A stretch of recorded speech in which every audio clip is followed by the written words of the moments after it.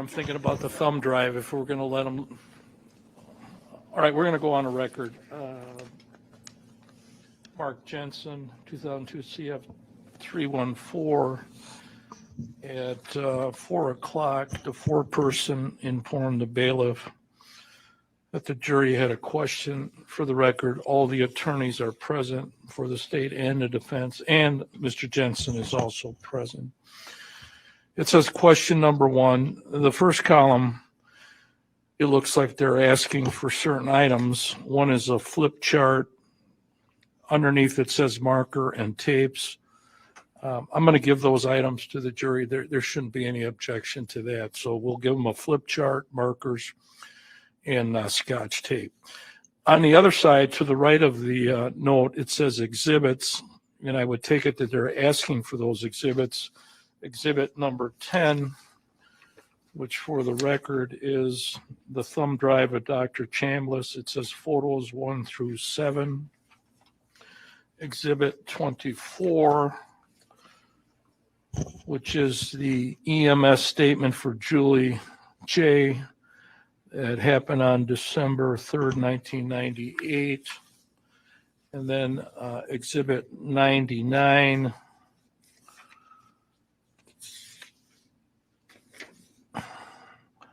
It is the handwritten notes of Dr. Borman regarding Julie's physical, September 19th, 1997. So if we're going to give them these exhibits, as to the thumb drive, I would have the jury come out. They can watch the photos and have the physical exhibits of 24 and 99. So, Your Honor, so if the state could be heard on that, first of all, I'm just saying if we do it, that's how we would do it. okay. I see. So now you can state your position. With respect to Exhibit 10, the thumb drive, the only parts that were admitted in evidence were photos 1 through 7, according to the exhibit list. So I don't know if the rest of it was admitted in evidence. I know that the autopsy report was. No photos 1 through 7 to the jury out here. Then with respect to, and we agree with that. Then with respect to Exhibit 24, Your Honor, the last page of the EMS statement was read to the jury. It was so they know about the last page. And the Dave Wilkinson was asked about responding, but the first 2 pages, maybe the first 2 or 3 pages, were not admitted into evidence. There was no testimony about them. So I don't think the first 3 pages can come in. I do believe the last page can come in because it was read in its entirety to the jury. Well, the exhibit was received. Correct, Judge. I can't make a determination what parts of exhibits now that are received are not part of the record. There's no way I can do that. Well, Your Honor, there were. I mean, if they asked for the manuscript of 300 pages, I would say no. But this is a 4-page exhibit that was received. Well, Your Honor, there was also, as you said, there was the paginated manuscript that the defendant wrote, S45. That was received into evidence. I know, but I'm not going to, if they ask for it, they're not going to get the manuscript. Yes. And why? Because it's 300 pages. Well, not only that, because hardly any of it was testified to. In fact, only 1/2 of 1 page was testified to. So in terms of the fact that something was received into evidence doesn't mean the jury gets it. What the portion that they get is the part that there was testimony about.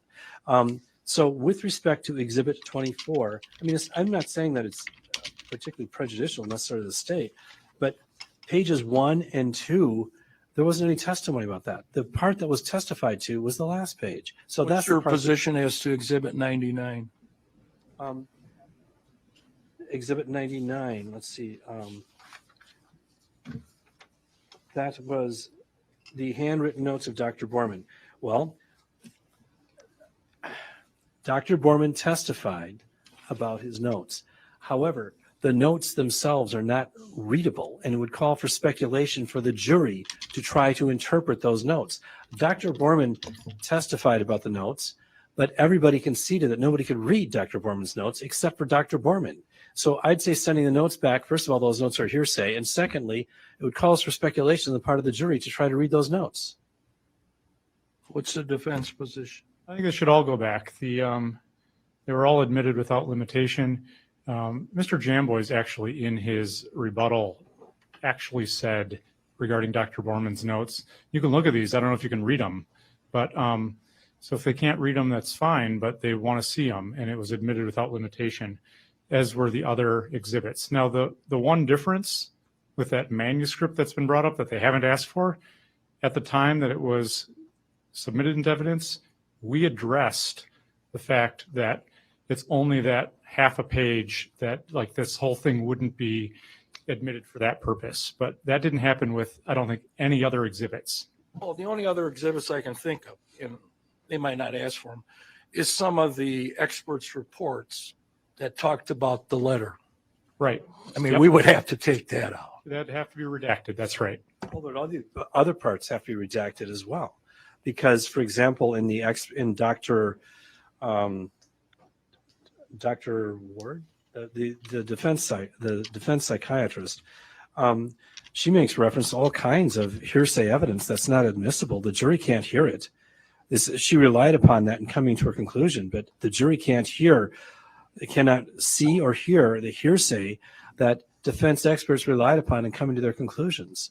And that's, if you remember, Judge, we had a great deal of discussion about this in advance of trial, that the proponent of an expert's testimony cannot obtain, cannot present to the jury the hearsay that the expert relied upon. And you took that one step further with respect to the letter. You indicated that I couldn't even cross-examine the defense experts about the letter. So the experts' reports are not admissible. The fact they're received into evidence doesn't make them admissible. It doesn't mean they go back to the jury, because the jury can't see hearsay. And all I'm saying is you can send back the portions of the report of the exhibits that are not hearsay, but the portions of the exhibits that are hearsay cannot go back. So with respect to Exhibit 99, there was significant portions of Exhibit 99 that Dr. Borman testified to, and there are other portions of it that he did not testify to. They're his notes. We went through all of it, and he was questioned about all of it. And the EMT's response was questioned about the times. I was just going to say that. I'm looking at the report. It talks about the time. It talks about the ECG monitoring that they put on her. It talks about what they did when they got there, and all that was testified to. So I'm not going to go through each one of these exhibits now that are in evidence. They're not experts' reports. It's not the manuscript. And I'm going to let the jury look at 24 and 99. I think I would just cite to the court State versus Hines, 173 West 2nd, 850, 496 Northwest 2nd, 720, where they found 496 Northwest 2nd, 720, where at paragraph 6, the court concluded that it was reversible error for the exhibit, which could have assisted the jury in this credibility determination. The statements were hearsay. It is not proper for a jury to be allowed to use objected to hearsay that does not fall within any exception to the hearsay rule. So there was, that's what we're trying to avoid here. We simply don't want the jury to see or hear hearsay. And so the fact that a document was received into evidence doesn't mean it's not hearsay, Your Honor. And there were vast numbers of documents that were received into evidence that are hearsay, such as all of the expert witness reports and such as the portion of Exhibit 24 that was not testified to. I'm not objecting to the jury receiving the last page of Exhibit 24 because it was read to the jury verbatim. So I don't have a problem with that. But the rest of it was not attested to. So it's hearsay. that's incorrect. Page 2 talks about the time they got there and when they left. So don't tell me the other pages don't have any evidence that was testified to. But Your Honor, look at page 1. Look at page 1.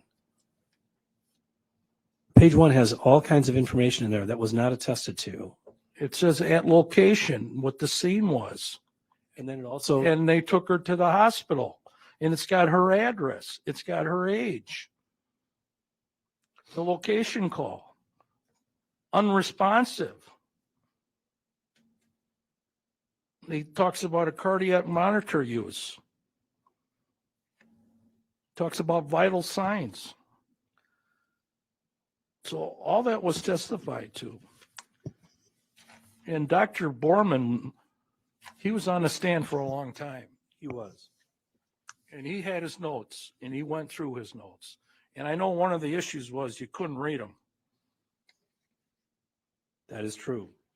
So I don't want to sound like somebody who's predicting the future, but if we couldn't read them, I don't think the jury can read them. So, Your Honor, then the court's ruling is that with respect to Exhibit 10, you're going to bring the jury in and show exhibits, show photographs 1 through 7? And that's it. Okay, and then That's the only way we could do that exhibit. exhibits 24 and 29 and 99 will be sent back to the jury. And I don't want to send a precedent on further exhibits, but if we get into experts' reports and manuscripts, we're going to look at it totally different.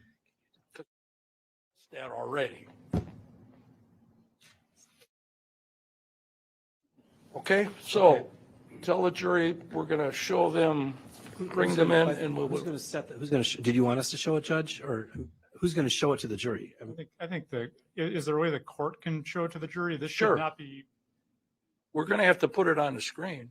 Yes, and so I'm wondering what mechanism you're going to use to do I'm that. just asking if the clerk can do it as opposed to one of the parties, because this is no longer presenting a case.